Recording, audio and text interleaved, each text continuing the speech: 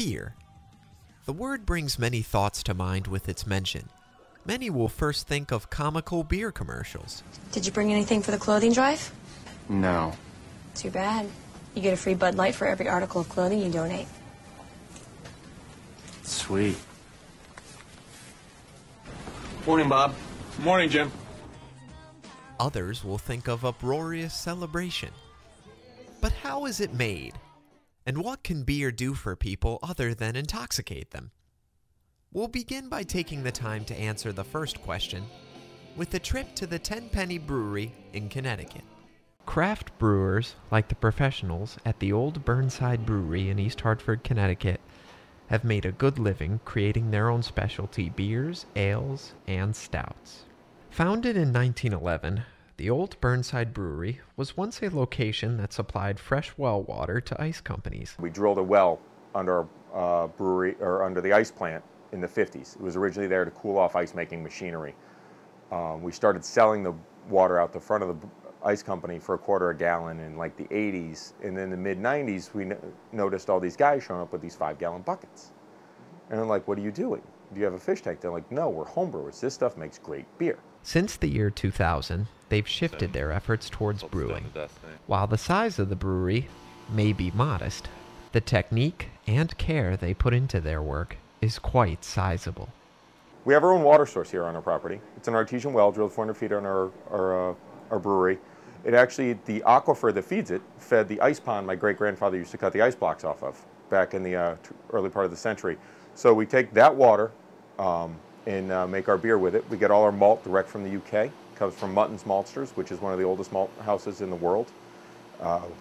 We make Scottish ales, which are traditionally very malt-forward, things like that, not super hoppy. So we get all our malt from the UK. I think the malt characteristics you get out of that malt are much better than the malts that you can get domestically. Thankfully, the fine people at the old Burnside Brewery do not go unrewarded for their efforts. We take them out on trips, and they get to events, all throughout New England, and we put them up for the weekend, and stuff like that. A lot of our brewer's married and has 2 little kids, so it's he brings his kids and his wife to events and things like that. In the case of this small brewery, marketing tactics have some very helpful side effects. Our music fest that we put on every year, Pipes in the Valley in Hartford, it's the largest Celtic music fest in Connecticut. We put that in conjunction with Riverfront Recapture, which is a non-profit organization that's trying to connect Hartford back up to the Connecticut River. We attract about 20,000 people every year to that, and we donate all the beer sales from that to them. We probably do 6 charity events a week. In the public eye, beer often holds an image as a beverage that serves to make parties more entertaining and provide sustenance for overweight cartoon characters. In reality, beer and those who make it have a considerably more complex existence.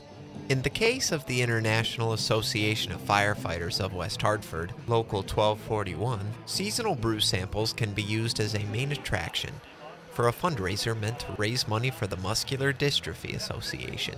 For a minimum cost of $10, attendees over 21 years of age are afforded 8 marginally sized samples of specialty beers from a number of local breweries, including Tenpenny Ale and Thomas Hooker.